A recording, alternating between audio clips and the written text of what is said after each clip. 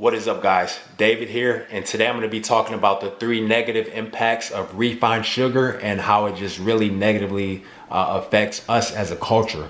Every single day, I'm gonna make something great.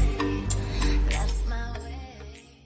Yeah, guys, again, so if you're new here, my name is David. I make videos about raw veganism, about fashion, about lifestyle, and things like that. So if that interests you, I want you to go ahead and watch the video first. And if you enjoy, I want you to go ahead and like, comment, and subscribe.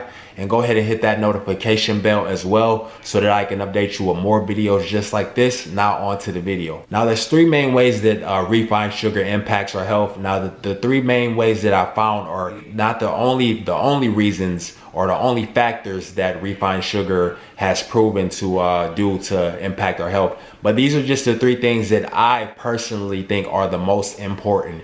And the first one is going to be that refined sugar, it doesn't fill you up. It makes you stay hungry and always keeps you wanting more and more food, which is a deadly thing because that can cause you to become extremely obese. So the sugar fructose increases your hunger and it keeps you, more hungry. It doesn't satisfy you. And it does that more so than glucose, which is the main sugar that's found in starchier foods. Additionally, when you eat a lot of fructose, it can also make you more resistant to leptin, which is a hormone that causes your body and lets your body know when it's time to stop eating. Research has consistently shown that people who consume sugary beverages and drinks like that, they weigh more all the time, every single time, than people who do not consume those types of, sugary snacks and foods. The number 2 thing that consuming a lot of sugar can do to negatively impact your health is it can increase your risk of cancer. So a diet rich in sugary foods can increase your risk of obesity, and that's what's going to be that significantly increases your risk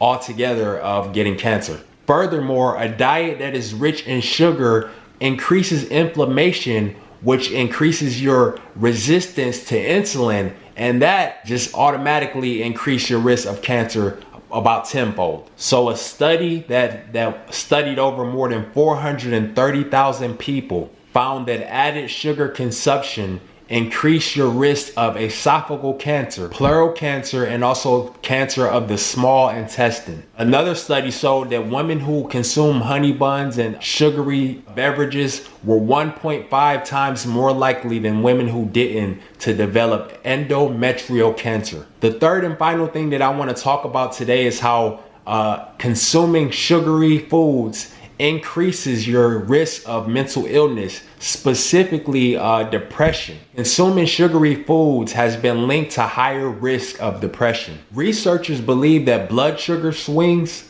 neurotransmitter dysregulation, and also inflammation could be the main contributing factors in sugar's negative impact on our mental health.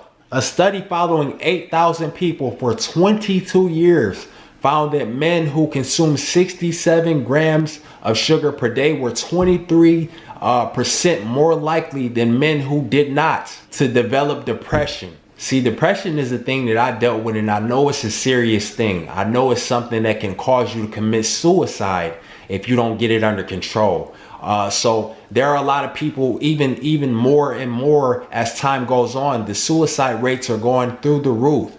I mean, in 2019 compared to, the late 50s and 60s, the numbers are astronomical. And this is a serious topic that we need to have serious conversations about because it's not just going to go away. We need to look this thing right in the face, and we need to understand the main contributors and the offenders that are causing us to feel these types of ways, these strong emotions, which lead us to doing these things that we should not be doing. So there was another study with over 69,000 women, and they found that the women who consumed the highest amounts of sugar were also coincidentally the ones who had the highest amounts of depression. The one thing that I noticed about these studies that I've seen is that they're studies that were conducted with large amounts of people. So these are not just some small controlled studies. And not only that, these studies were conducted with large amounts of people over a long period of time. So this ought to tell us that this is a serious thing that we need to really start looking into. So yeah, guys, I hope you enjoyed the video. Again, my name is David. I want you to go ahead and like, comment, and subscribe. And go ahead and hit that notification bell down below so that I can update you with more videos just like this. I am